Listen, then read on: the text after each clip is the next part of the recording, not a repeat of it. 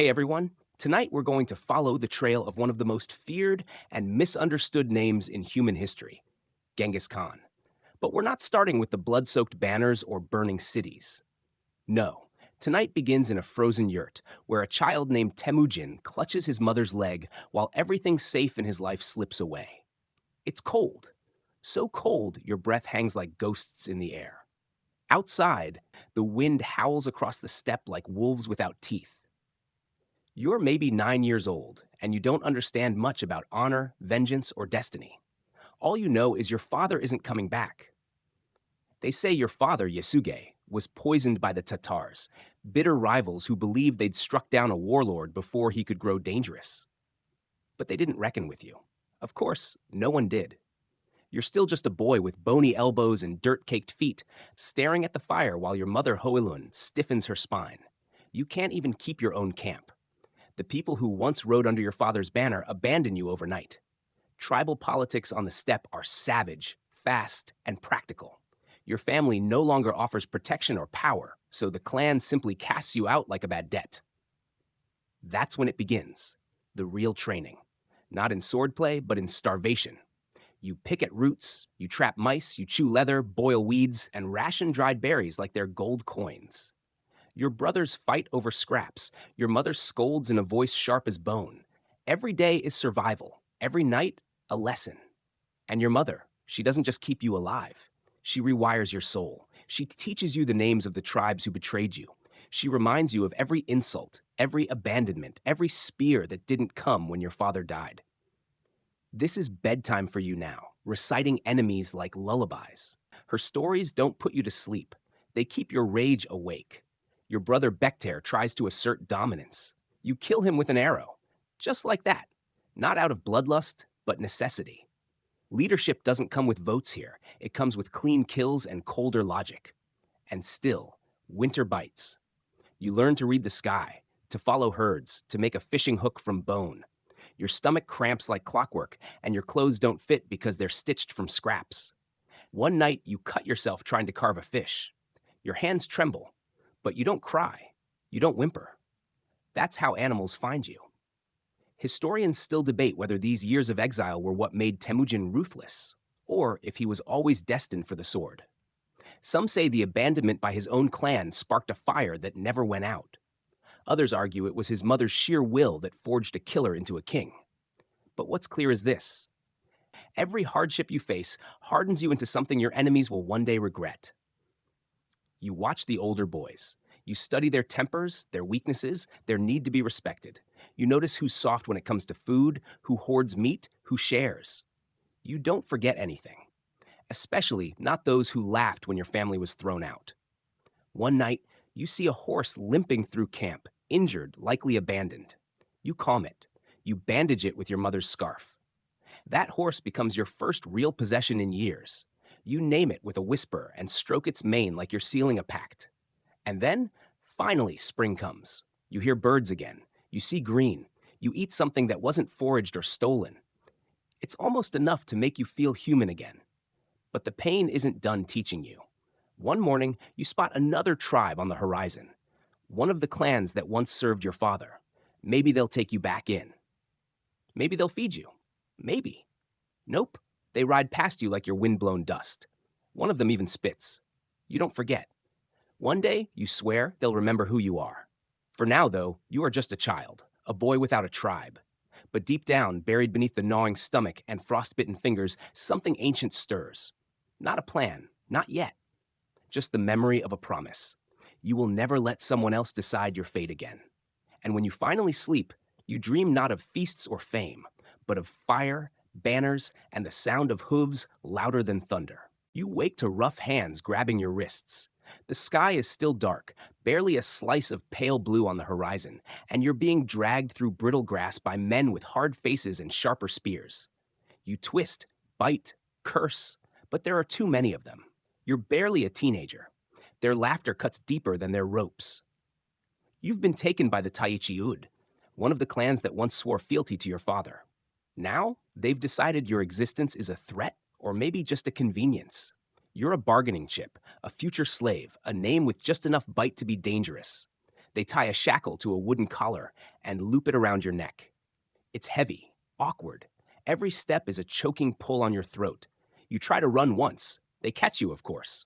They don't beat you. They don't need to. They just laugh, tighten the collar, and drag you back behind a horse. The collar is your new world now. You eat with it, sleep with it. You learn to scratch your face like a dog, rubbing against wood. Some nights you dream of being free, not in some grand revenge fantasy, but just sitting alone by a fire, unchained.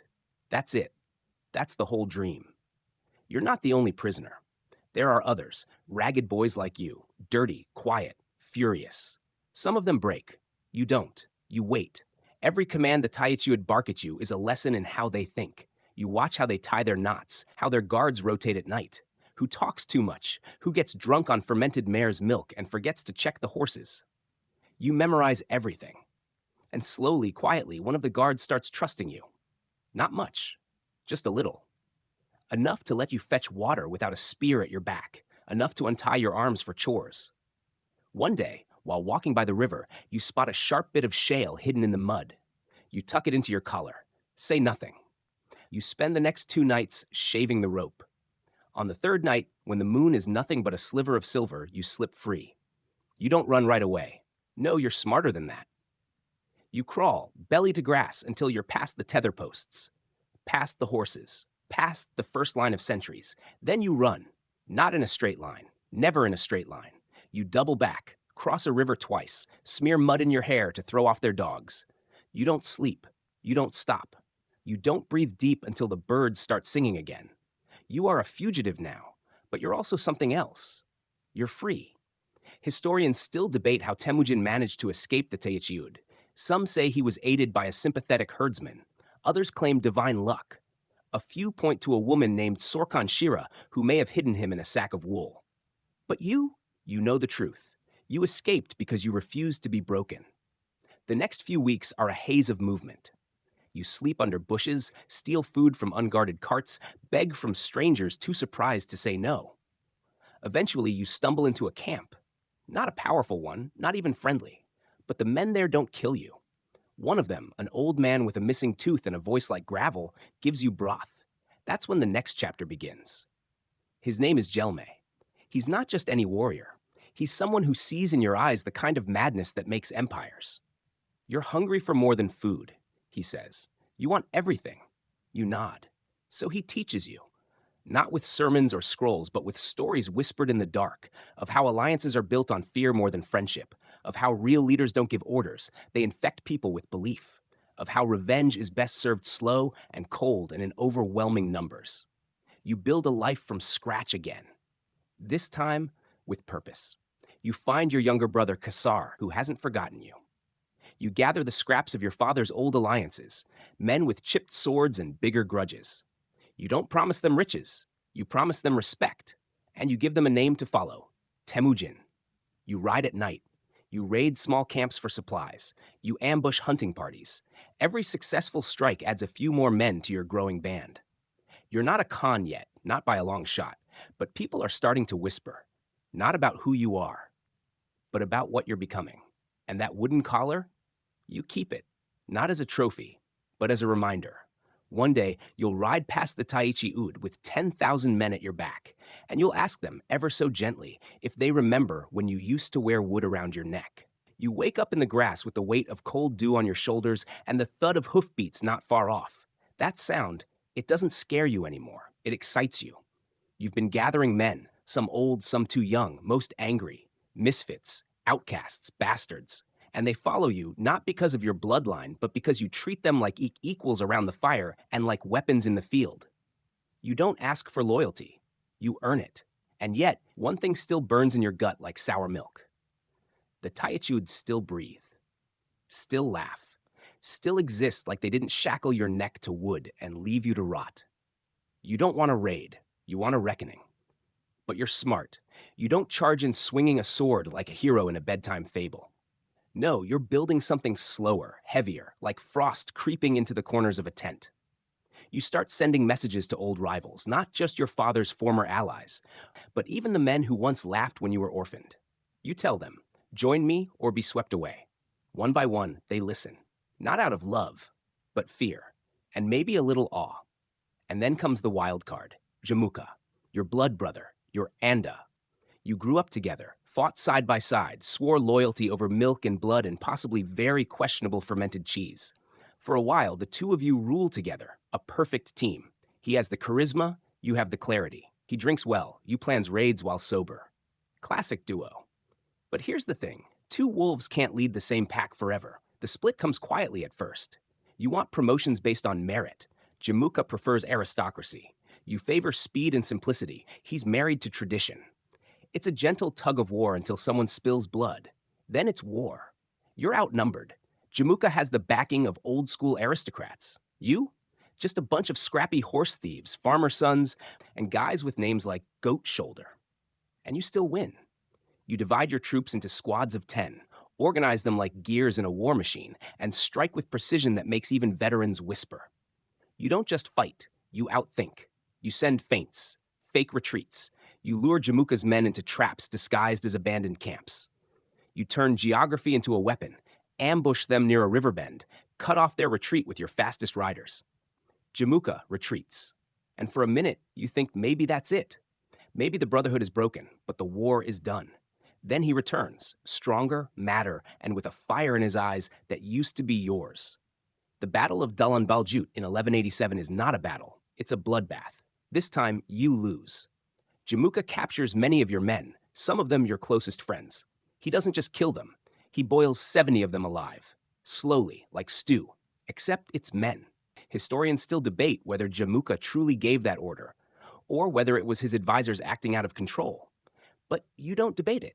You don't care, because that was your family. And in that moment, your rage becomes policy. You vanish, rebuild again. Not from warriors, but from ashes. You begin to draft your own code of law, the Yasa, a mix of justice and brutal order. You don't want loyalty born of fear like Jamuka. You want a system where the rules are clear, even if they're terrifying. Steal a horse? Death. Disrespect a wife? Death. Disobey orders? You guessed it. But also, share your loot, respect the chain of command, protect women and children, and above all, never ever boil anyone. It's around this time you start gaining a reputation not just as a warrior, but as something bigger, a man with a vision. The steppe is full of cons, but now, for the first time in generations, someone is dreaming of more than tribes. Someone is dreaming of a nation.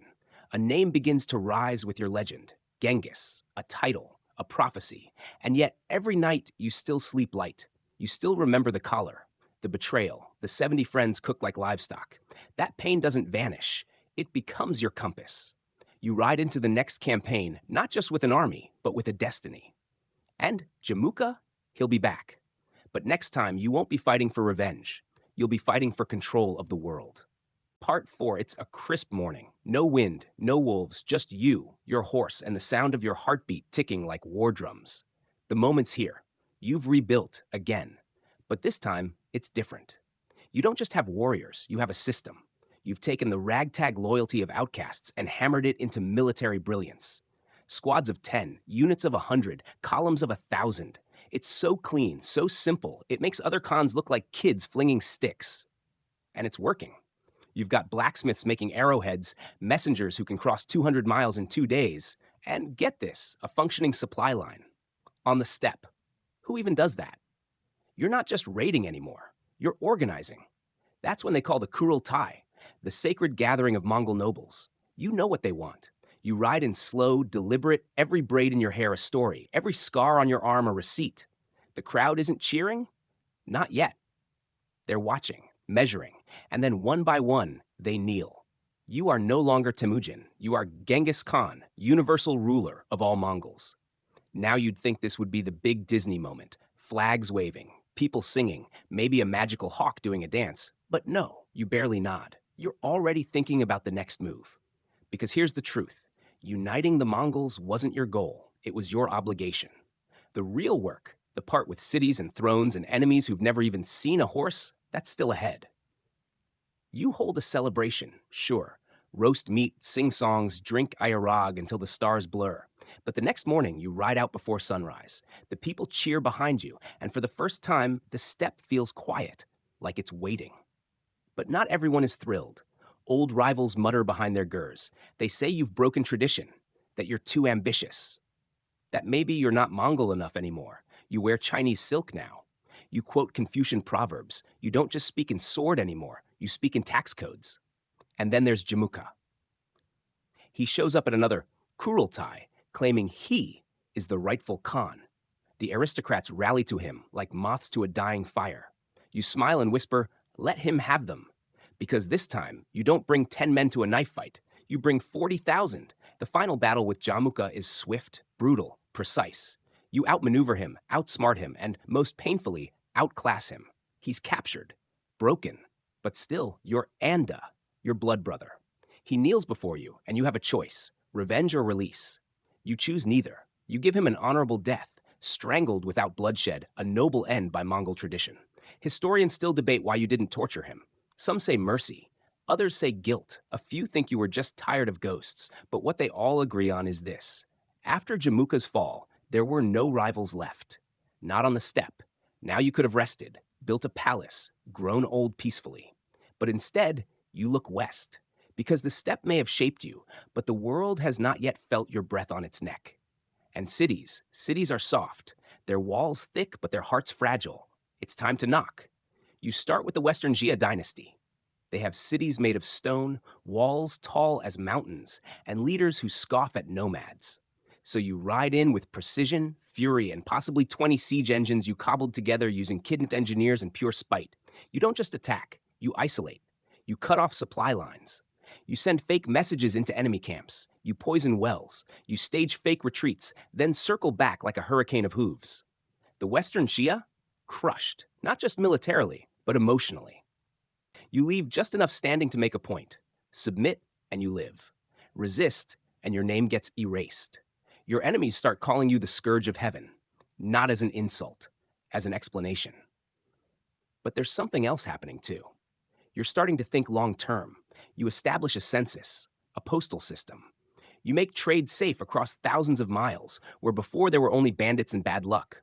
You're not just burning the world, you're reordering it.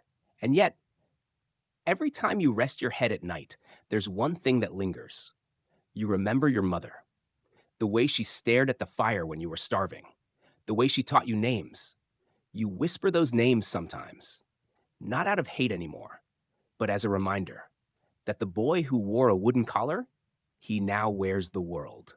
The wind smells different here, hotter, drier, like dust that's been sunbaked for 1,000 years and then slapped into your eyes. You're in the Silk Road cities now, the lands where camel trains march like ants and merchants haggle in 5 languages before breakfast. This is no longer the open steppe. These people worship architecture, wear robes instead of leather, and think cavalry is just decorative.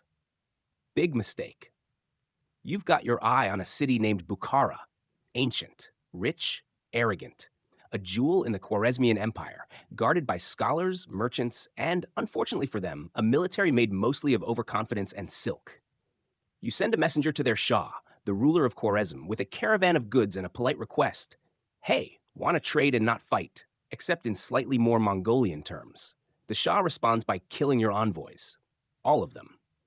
One poor guy gets beheaded, another roasted in molten silver, depending on who you ask. That's not the right move. You don't scream. You don't rant. You just sit very still and say softly, "I will wipe them from the earth." Historians still debate whether the Shah really meant to provoke you or whether some local governor acted independently. Doesn't matter. You've already decided the fate of his entire empire. You gather your forces, around 200,000 mounted warriors, and ride west. The cities are big, sure, imposing, even.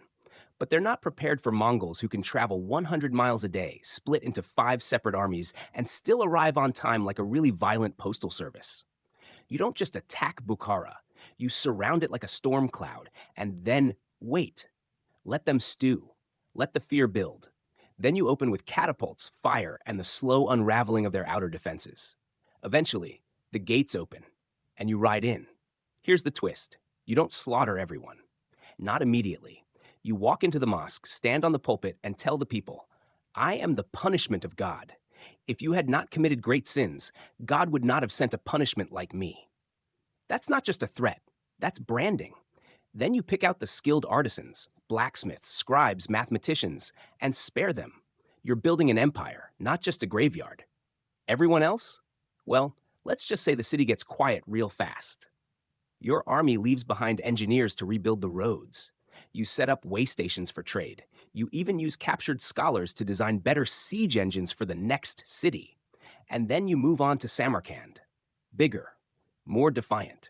You show up with 50,000 troops and make it look like 500,000. Drums, dummy camps, fires burning all night to give the illusion of an army that stretches past the horizon. The city panics. Their elite war elephants charge your lines. You bait them into a trap and light them on fire. Flaming elephants trampling their own men. That's your opening move. Samarkand falls. And you? You barely break a sweat. You're not just conquering. You're conducting a masterclass in psychological warfare. And oh, let's not forget Otrar. That's where the governor first insulted you, remember? The guy who murdered your envoys? You put him in chains. Then you pour molten silver into his eyes and ears. Historians still debate whether that actually happened, or if it's just one of those bedtime horrors people invented to explain how scared they were of you. But hey, it could have happened. You're not exactly denying it. And the Khwarezmian Shah? He runs, flees east, then west, then south, like a mouse stuck in a burning house. You chase him, not with armies, but with whispers. You burn cities just behind him, poison wells, cut off supply chains. Everywhere he turns, there's a message scratched into stone, carved into wood, whispered by frightened villagers. Genghis Khan is coming. Eventually, he dies miserable and alone on an island in the Caspian Sea. You don't even bother showing up. You've already won. The Mongol Empire now stretches across mountains, deserts, and rivers, further than anyone thought was possible. You've done more than build an empire. You've reprogrammed fear itself. And as you ride out of the smoking remains of another once great city, your generals ask you what comes next. You squint at the sun, adjust your saddle, and mutter, "China," because you're not done, not even close. Your horse's hooves now thud across a different kind of earth, one tilled by farmers, etched with canals, and watched from towers that rise like teeth from the land. You've entered China. And China isn't just a target, it's a world. You've already cracked the Western Shia and the Khwarezmians like old eggs. But the Jin dynasty? That's a different beast. They rule the north with bureaucrats, paper edicts, and a wall so big it's visible from the saddle. The Great Wall, a stone snake pretending to stop what's coming. Let's see how it holds. You don't rush. That's not your way. Instead, you spread your forces out, let the wall stretch thin, and send in waves of scouts and envoys. And when they kill your diplomats again, because apparently no one learns, you unleash something they've never seen. You bring siege towers, trebuchets, engineers kidnapped from 20 cultures. You bring siege warfare to a land that thinks it's immune to it. And you wait, not like a man with time to kill, but like a trap set in a field.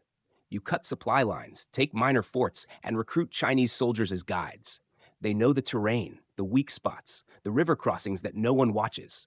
Some defect willingly, others just vanish into your ranks. When you reach Zhongdu, the capital of the Jin, you don't even pretend to negotiate.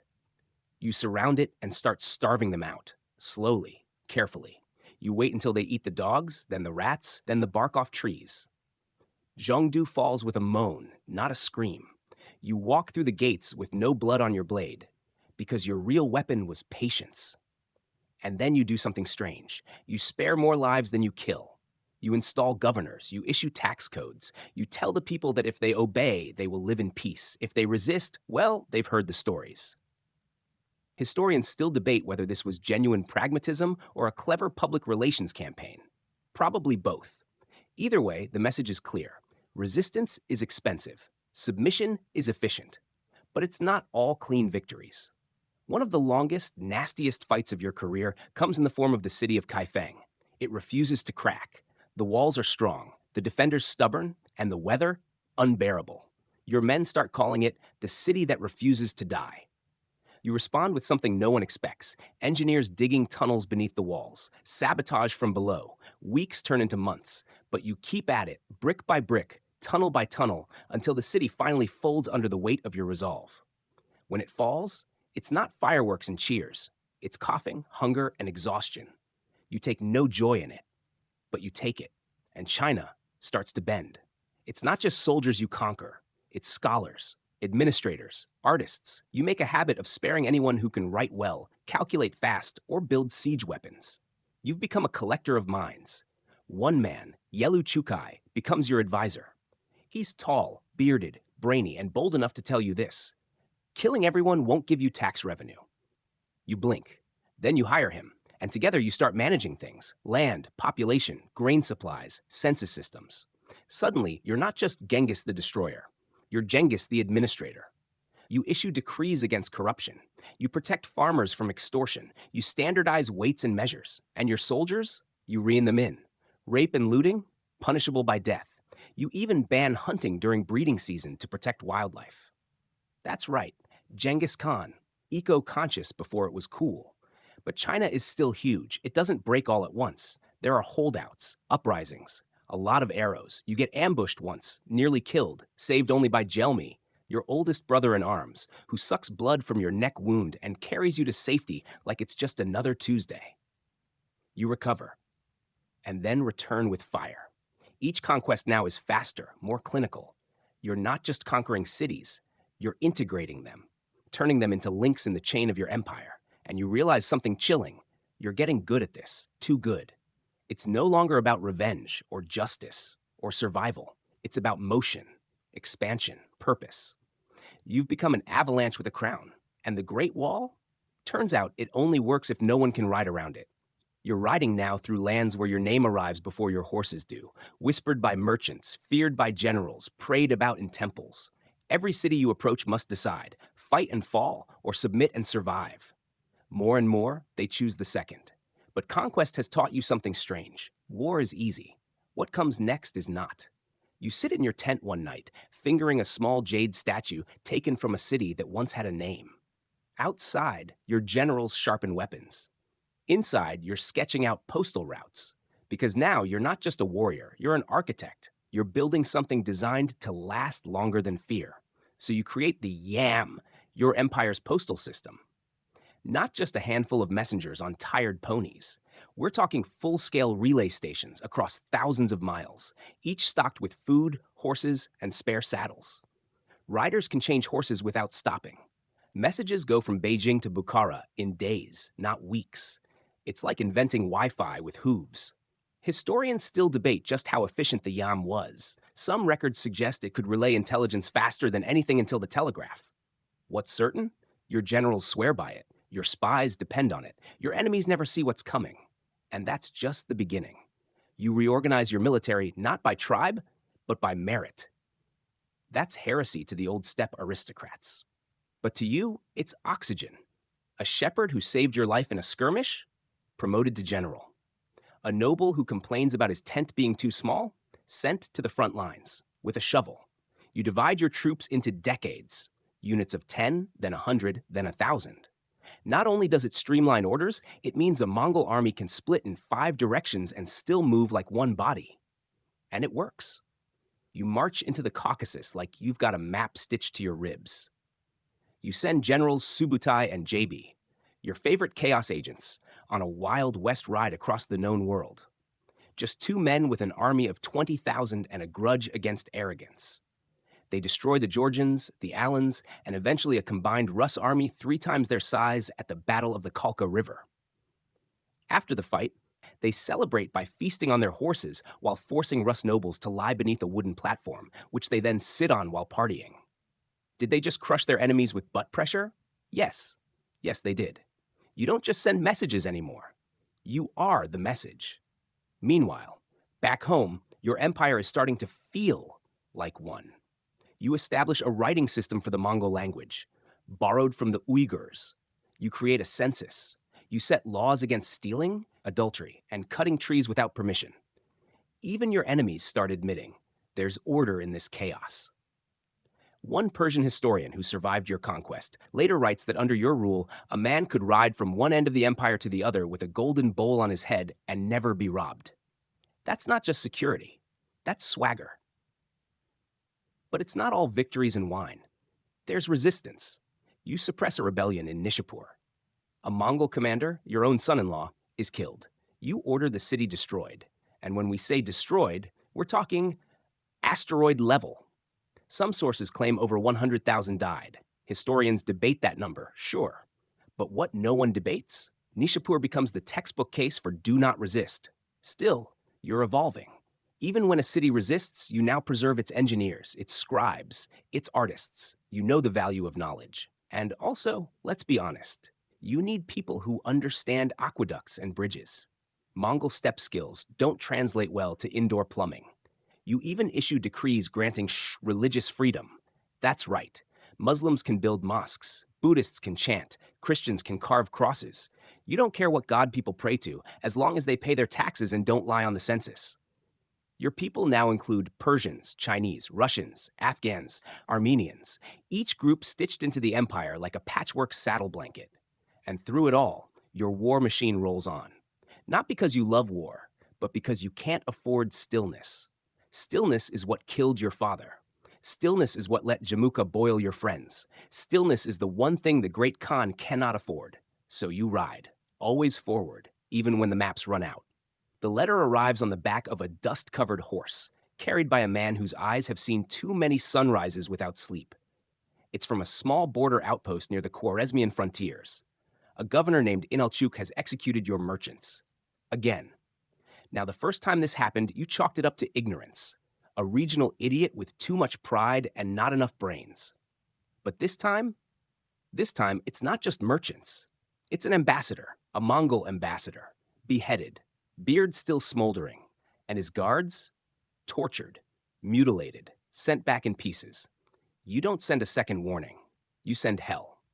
The Khwarezmian Empire, one of the mightiest in Central Asia, has no idea what it's just done. Their Shah, Ala ad-Din Muhammad, rules a network of fortified cities, trade routes, and desert oases. But he's about to learn something. Fortified walls don't matter when your enemy moves like wind and hits like thunder. You split your army into 4 parts. One sweeps north, one dives south, one follows the Shah's escape route. And the 4th? That's your personal force. The core, the blade, the punishment. City by city, the Khwarezmians fall. Otrar, where your men were butchered? You siege it for 5 long months, then storm the gates, capture the governor, and according to the juicier versions of the story, execute him by pouring molten silver down his throat. Historians still debate if that's true or just a poetic form of vengeance. Either way, no one in Otrar lives to correct the story. You continue west. Bukhara falls again. Yes, again, this time under a banner of vengeance. You ride into its grand mosque, dismount, and tell the trembling crowd that you are the wrath of God. It's not a metaphor, and yet you're not just burning everything in sight. You take scribes, astronomers, poets, anyone with a useful skill. They're not prisoners. They're resources. A kingdom burns, but an empire is born. Samarkand resists, briefly. Its defenders are elite, trained warriors, loyal bodyguards. But they weren't trained for you. You use feints, false retreats, flaming carts, siege towers, even river flooding. The defenders collapse like a chessboard hit by a gust of wind. You spare the useful, punish the arrogant, and keep moving. Meanwhile, the Shah flees. He zigzags across Persia like a cockroach dodging boots. Every time he sets up camp, your riders find him. Every time he sends out a spy, you intercept it. He grows more paranoid by the day. His court becomes a traveling disaster. The heat, the disease, the sandstorms, none of it worse than the knowledge that somewhere, just over the horizon, your shadow grows longer. Eventually, he reaches a remote island in the Caspian Sea. He dies there, coughing and alone, surrounded by water, and drowned in fear. Some say he died of dysentery. Others say despair. You never visit. You don't need to. You've already conquered his name. But you're not done. His son, Jalal ad-Din, tries to hold the line. And for a moment, just a moment, he succeeds. At the Battle of the Indus, he rallies troops, gives a rousing speech, and meets your army head-on. He even wins a small victory. And you? You don't get angry. You nod. You say, not bad. He flees across the Indus River, barely escaping with his life. You let him go. Why? Because you respect him. Because even in war, you recognize something rare, a worthy opponent. Then you turn back. The Khwarezmian Empire is gone. Cities are ash. Maps have been redrawn in hoofprints and blood. But you're not celebrating. You're calculating the cost of every arrow, the distance between each yam station, the names of every surviving artisan. Because that's the secret. You don't conquer for gold. You conquer for control. And now, From the Yellow River to the Persian Gulf, that control is complete. Except, not quite. You stare east. There's something left unfinished, something personal. The Tanguts of the Western Shia betrayed you once, long ago, back when you were just Temujin, scratching for survival. They pledged loyalty, then broke it. Now, they'll pay. Not in gold, in memory. The Tanguts should have known better. Years ago, they pledged fealty when your armies first reached their gates, promised tribute, promised loyalty. And then when you asked them to send troops for your Khwarezmian campaign? Silence. Worse than silence. They secretly sent word to your enemies. The Khan is distracted. Now's your chance. You never forgot. You don't forget anything. So now you return, not with messengers, not with threats, but with your full strength, pulled like a drawn bow across the spine of Asia. This isn't conquest. This is extermination. Your generals advise caution. The Tanguts have mountain fortresses, rivers like walls, and cities built to hold out for years. You nod, sip your broth, and then burn their border towns in one night. Because this isn't a campaign, it's a purge. You split your forces again. Three-pronged attack. Classic, but now you've perfected it. Your soldiers move in silence, your scouts map every pass and canyon, and your siege weapons arrive faster than the enemy expects. Towns surrender before the dust from your cavalry settles. The capital, Ningxia, holds out, briefly. Its walls are high, the garrison determined. But this isn't 1210. You're not a steppe warlord anymore. You're an engineer with a grudge. You unleash floodwaters from the nearby Yellow River, damming and rerouting it to drown entire suburbs. The defenders look out from the walls and see not an army, but the sky collapsing in waves. And then the city folds. You execute the royal family. You burn the city. You salt the earth. You make sure the Tangut name will vanish from history, their language spoken only by ghosts and echo. Historians still debate whether your final wrath against the Western Shia was driven by strategy or emotion. But you know the truth. Some debts are too old to forgive. It should be a moment of triumph. You've avenged a betrayal years in the making. The empire is at its zenith, spanning from the Pacific to the Caspian, controlling trade routes, cities, climates. But something isn't right. You feel heavy. It starts with a fever. Nothing alarming at first. You've ridden through snowstorms with broken ribs, a little heat behind the eyes, nothing. But then comes the pain. In your chest, your legs, your mind, your breaths grow shallow. Your steps less certain. You ride to war one last time, against a minor uprising in the northwest. Nothing serious, just enough to get your blood moving. It doesn't help. Your generals watch with concern. Your sons whisper behind tents. You try to hide it, still issuing commands, still reading reports. But at night, your hands tremble. At daybreak, you mount your horse slower. And one morning, you can't. There's no dramatic final charge, no heroic last duel. Just a man sitting quietly in his tent, knowing the earth he once conquered now tilts slightly away from him. You summon your sons. You don't argue. You delegate. You tell them the lines of succession. You lay out maps, explain alliances, instruct them to stay unified, or lose everything. They nod. They weep. You pretend not to notice. You ask for one last ride, just a short one, into the mountains. The breeze is cold. It feels good. You look down at the land below and see not cities, not armies, just motion. Trade caravans, scouts on the horizon, a bridge being built in the distance. You close your eyes. Some say you fell from your horse and died from internal injuries. Others say you succumbed to fever. One particularly wild tale claims you died after being shot in the knee by a captured Tangut princess. Probably not, but it makes for a spicy bedtime story. Historians still debate it all, but your soldiers, your loyal men, they wrap your body in secrecy. They kill anyone who sees the funeral procession. They bury you in an unmarked grave somewhere in Mongolia. They let the grass hide you, because the Khan belongs to no one. And because even in death, you're not done moving. Your breath may have stopped, but your empire hasn't. News of your death spreads like wildfire doused in oil, but no one quite believes it at first. Genghis Khan is dead? No. Can't be. Not the man who rode through mountains, crushed dynasties, and stared death in the face like it owed him money. But slowly, the rumors turn into reverence, then into law. Your sons take the reins, specifically Ogedei, the one you named successor, with a clear voice and a fist pounding the table so no one could argue. He wasn't the strongest, or the smartest, or the loudest, but he was the most stable. the one who could hold the pieces together while your legacy settled into something bigger than war. You'd planned for this. Your empire wasn't stitched together with brute force. It was sewn with systems. Couriers still run along the Yam. Governors still enforce the Yasa. Artisans still craft armor, maps, and temples. And your generals? They don't rest. Subutai, your most brilliant commander, launches new campaigns into Eastern Europe. He's not subtle. He doesn't try to negotiate. He just appears like a horse-born ghost at the borders of Hungary and Poland and smashes armies that didn't even know what a Mongol was a week earlier. At the Battle of Mohi in 1241, he crushes the Hungarian army with classic Mongol tactics. Feigned retreat, flanking maneuvers, and absolute chaos. It's like watching a bear waltz with knives. Then there's Batu Khan, your grandson, sweeping west with the Golden Horde. He doesn't just conquer, he builds. Cities rise along the Volga. Trade routes flow north to Russia and south to Persia. Your empire is evolving, but not everyone's aligned.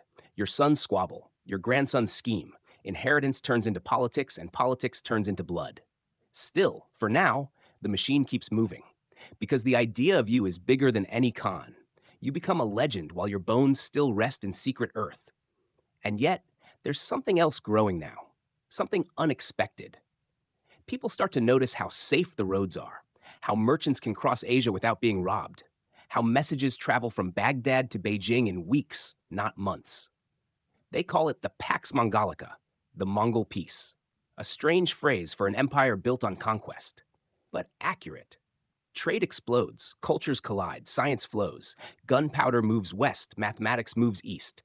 The Silk Road hums with motion. Historians still debate whether your empire accelerated the modern world or merely cleared space for it. But no one denies this. The Mongol Empire became the first truly connected world order, and people start asking different questions. Not how many cities did Genghis Khan burn, but how did he build something that lasted this long? You'd be amused, maybe a little annoyed they forgot the molten silver story. But you'd nod, because this was always the plan. You didn't just want revenge, or power, or land. You wanted structure, a world that moved the way you moved, fast, efficient, merciless when needed, but always with purpose. Even after death, you are everywhere, in the roads, in the laws, in the whispers of merchants crossing the Taklamakan Desert by moonlight. And one more thing, your name? It grows. In Persia, it becomes a curse. In China, a historical epoch. In Europe, a phantom. In the steppes, a father. In every tongue, Genghis Khan becomes less a man than a force. You've conquered the world. Now the world carries you. You wouldn't believe what they do with your name after you're gone. Some call you a monster, a butcher, the destroyer of cities. Others worship you like a saint. In Mongolia, they say your blood runs through the veins of every true-born warrior. In Persia, you're remembered with a mix of respect and trauma. In Europe, for a while, they think you're the literal Antichrist, which, to be fair, is a promotion. But the empire you built, it keeps rolling. Your grandson, Kublai Khan, takes the wheel next, and he doesn't just inherit your fire, he fans it into something new entirely. He looks south, toward the Song dynasty, the last great stronghold of Chinese resistance.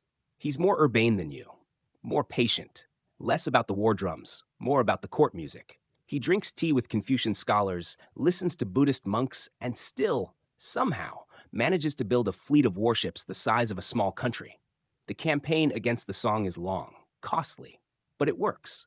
By 1279, China is unified under Mongol rule. Kublai doesn't stop there. He declares himself Emperor of China and establishes the Yuan dynasty, a Mongol on the dragon throne.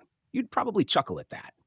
A steppe boy, descendant of wolves, sitting where emperors once judged poetry contests. And here's the kicker. He builds a capital. Not a tent camp, a real stone and marble capital. Khanbalik, modern-day Beijing. A city of wide roads, paper money, astronomical observatories, and enough bureaucracy to make even you raise an eyebrow. Under Kublai, your empire stops expanding outward and starts digging downward, planting roots. But don't worry, the old fire's still there. He sends 2 naval invasions to Japan. Both fail, thanks to storms the Japanese later call kamikaze, or divine wind. Hurricanes that save the island from Mongol boots. Historians still debate whether those storms were natural, or if Japan really got a little weather help from the gods. Either way, your fleet ends up as driftwood and soggy regret, But even in failure, your empire shifts the world.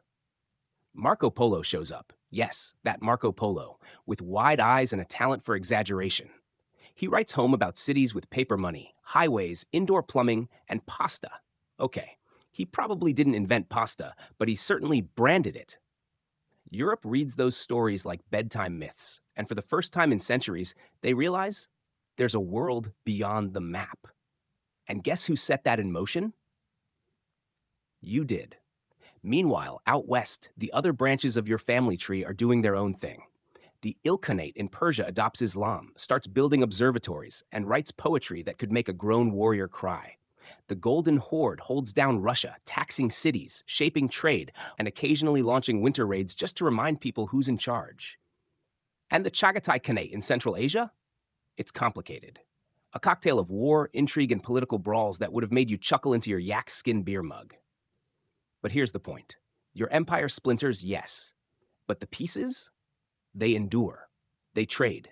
They write. They connect. And even as each Khanate becomes more local, more Persian, more Chinese, more Russian, they all carry a trace of your DNA, literally and metaphorically. You become the origin point of entire dynasties, economies, migrations. Some scholars in the 21st century estimate that 1 in every 200 men on Earth carries your Y chromosome. That's not a footnote. That's legacy. And through it all, your principles survive. Mobility, discipline, meritocracy, unity through law. You taught the world that empire didn't have to mean stone towers and silk robes. It could ride. It could adapt. It could breathe. Even long after your bones turned to dust, you still moved faster than anyone else. Time passes. The kind that doesn't gallop, doesn't roar, just settles, like snow. Your empire, once sharp as a blade, begins to dull. Not all at once. At first, it's just whispers. Arguments in court, brothers with different ideas, governors who think they know better. Then come the taxes that don't get collected, the soldiers who don't show up, the roads that crumble just a little at the edges. The unity you forged in fire and blood begins to split. Still, you hold on. Well, your empire does, because your name is now law, and law still has gravity. The Mongol Empire fragments, yes, but it fragments like ice flows, not like ash. In China, the Yuan dynasty starts to struggle. Too much bureaucracy, too much favoritism, too many Chinese officials who remember a time before Mongols and want it back. Floods destroy farmland. The tax rolls become guesswork. Rebellions flare. The Red Turban Rebellion rises like thunder from the fields, and eventually a peasant-turned general named Zhu Yuanzhang takes the throne and declares a new dynasty, the Ming. The Mongols are pushed out, your capital becomes someone else's, but even as they erase your banners, they keep your systems. The census? Kept. The postal network? Modified but retained. The legal framework? Studied. They may hate you, but they copy you. Out west, it's the Golden Horde's turn to fade. Plagues weaken them. Yes, the plague. The Black Death. It sweeps in on fleas and rodents, but some historians suspect your trade routes helped spread it faster than anyone thought possible. Oops. Still, the Horde hangs on for a while. Russian principalities, especially Moscow, start asserting themselves.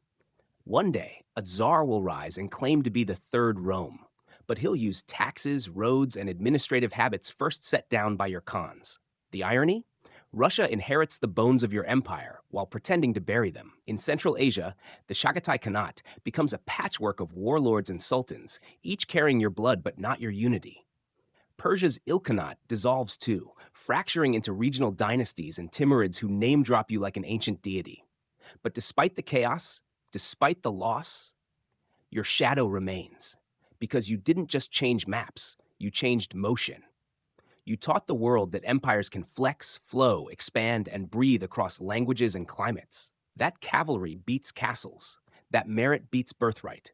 That laws must serve everyone or serve no one. And here's the twist. In Europe, they're starting to catch on. The Italian city-states start building trade networks to compete with yours. Portugal and Spain start sailing around Africa, not to escape you, but because they miss the roads you once protected. The age of exploration? You helped birth that. And your greatest legacy might be this. You made the world smaller. Not through peace treaties or libraries, but through conquest. You kicked open the doors and let the air rush in. Ideas, goods, germs, stories. They all moved faster because of you. Historians still debate whether that was good or bad, but they all agree on this. You changed everything. And still, your grave is unknown. Still, your name is a mystery in dozens of tongues. Still, your horse never stops galloping in the imagination of every empire builder who came after.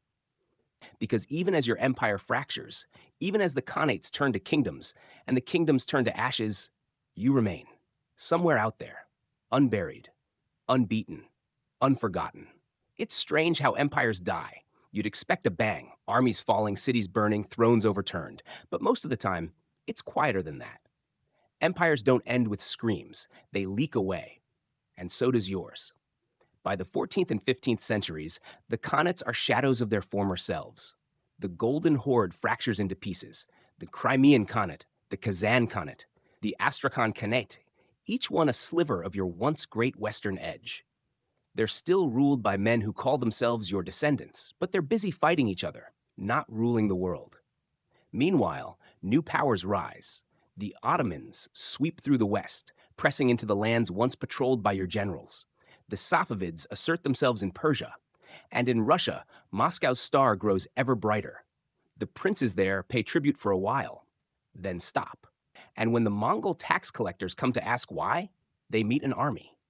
At the Battle of Kulikovo in 1380, the Mongols lose something they haven't lost in generations: control. Sure, they come back swinging, but the myth is cracked. You would have hated that. Not the loss, the sloppiness, and yet the bones of your empire still whisper beneath new skins. The yuan might be gone, but China's Ming and Qing dynasties use your infrastructure. The yam gets rebuilt into courier systems that stretch across dynasties. The idea of rule through law, your yasa, echoes in Chinese bureaucracies and even Islamic courts. And out of the east comes something new: Tamerlane, or Timur. He's not your grandson, not really, but he claims to be. He looks at your legend like it's an instruction manual. He's brutal, cunning, ambitious, a little too enthusiastic with skull pyramids maybe, but undeniably shaped in your image. Timur rebuilds parts of the Mongol world in Central Asia and Persia. He captures Delhi. He sacks Baghdad. He even dreams of China, like you did. But he dies before he gets there, and with him, the dream of a second Mongol empire dies too. The Mongols retreat to the steppe, and there something curious happens. They start remembering you not as a conqueror, but as a father. Songs are sung about your birth, your childhood, your wolf ancestry. You become a figure of legend, a mythic founder, the one who tamed the world and then vanished into it. In Mongolia, your name becomes sacred. Banners bear your image. Children are named for you. Laws are invoked in your spirit. And still, no one finds your grave. Not for lack of trying. From the Russian czars to modern-day archaeologists, dozens have searched for your tomb. They scan mountains, rivers, satellite images. They follow old myths. A river was diverted to hide the site. 1,000 riders trampled the ground. The slaves who buried you were killed immediately afterward. No one finds it, which is kind of perfect. Because a man like you don't belong in a mausoleum. You belong in motion. You belong in wind and hoofbeats and the rising dust of armies that still study your campaigns in military academies around the world. You belong in the whispers of history teachers saying, "You won't believe this part." Because while most emperors become footnotes, you became a movement. You've been dead for centuries now. But the strangest part? You keep showing up. In textbooks? Yes. In bedtime stories? Yes. But also in DNA kits, in video games, in internet quizzes asking which world conqueror you are based on your snack preferences. Your name, Genghis Khan, has become shorthand for unstoppable force, raw will, ruthless genius, the guy who took the map and scribbled all over it with fire and hoof prints. But the world you left behind? Oh, it's changed. Fast forward to the modern age. Empires have turned into nations, armies into drones, and horses into missiles. But your shadow still stretches over everything. Your face appears on Mongolian currency. Your statue, a 131-foot steel colossus, stands east of Ulaanbaatar, looking like it's waiting for someone to mess with it. Tourists climb into the horse's head for selfies. It's surreal. But Mongolians don't see you as a relic. You're their origin story. You're on posters, stamps, textbooks. And every school kid learns that you were more than a conqueror. You were a lawgiver, a nation builder, the guy who said you don't have to be noble to lead, just capable. That idea still hits hard.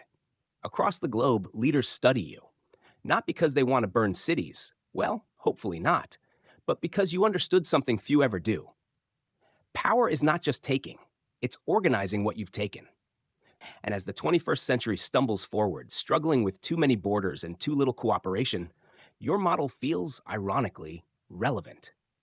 You connected people. You encouraged trade, mobility, cultural mixing, not out of kindness, but because it worked. Your empire moved like a neural network before we even had the word. Historians still debate whether you had a grand plan or just adapted masterfully to the chaos around you. They also still argue about your final resting place. One popular theory? Burkhan Khaldun, the sacred mountain of your youth. They say it's protected by forest, secrecy, and maybe a few stubborn ghosts. Another theory says your grave lies beneath a riverbed, hidden by time, guarded by legends. Some even claim that satellites once spotted suspicious shapes in the steppe, but the Mongolian government, respecting your myth, closed the area to researchers. Why? Because not knowing is part of the magic. You see, your absence is presence. Your grave is empty on purpose, like a throne no one dares sit on. And your myth keeps moving. People write novels, make films, publish manga where you rise from the dead or ride into battle in space armor. Your empire may be gone, your banners may be dust, but your story? Still galloping. Because what you built wasn't just an empire, it was a system, a method, a pulse. It spread across languages, continents, centuries. And though the horses have stopped thundering, the earth still remembers the rhythm. You're drifting now, not through battlefields or burned cities, but through memory, your own and the world's. A life that started as a hunted boy on the steppe ends in the myth of a man who conquered more of the world than anyone else and never let the world conquer him back. But before we let you fade completely, let's walk one more time through what made you, you. You were born Temujin, not under a star of destiny, but in a bloody tent, after your father killed a rival. Then your father was poisoned. Then your tribe abandoned you. Then you hunted fish and roots to stay alive while your mother ground bones into soup. And yet, you rose. You gathered broken people like they were precious stones. You turned slaves into generals, orphans into lawmakers, and old enemies into your fiercest loyalists. You didn't care who someone was, only what they could do. You didn't invent mobility warfare, but you perfected it. You didn't build palaces, but you built the greatest communication system of your age. You didn't love unnecessary cruelty, but you used necessary cruelty like a scalpel. You created an empire of motion, not marble, one that flexed with the terrain, rode with the seasons, and struck like thunder from nowhere. And you forced the world to notice. From the rice paddies of China to the vineyards of Hungary, people watched the horizon for dust and whispered one name. Your name. You left behind sons, daughters, warrior queens, scholars, and entire civilizations redrawn around your roadmaps. You gave the world laws it would keep, maps it would redraw, and stories it would retell in a dozen languages. You were feared, admired, lied about, studied. You were Genghis Khan. And you are still, in so many ways, unresolved. Because there's no final resting place to enclose you. Because no historian agrees on the exact scale of your horrors or your achievements. Because every time we think we've figured you out, another piece of your legacy shows up in some far corner of history, stamped with your logic, your rhythm, your ferocity. You are everywhere and nowhere. You are the horse that never stops riding, the steppe wind that never goes still. You are the fire under the frost. And now, the campfire dims, the hooves fade, the saddle cools. You've made it. All the way through, from abandoned boy to eternal emperor. So lay down the sword, fold your hands, rest your bones. Because the world, it remembers.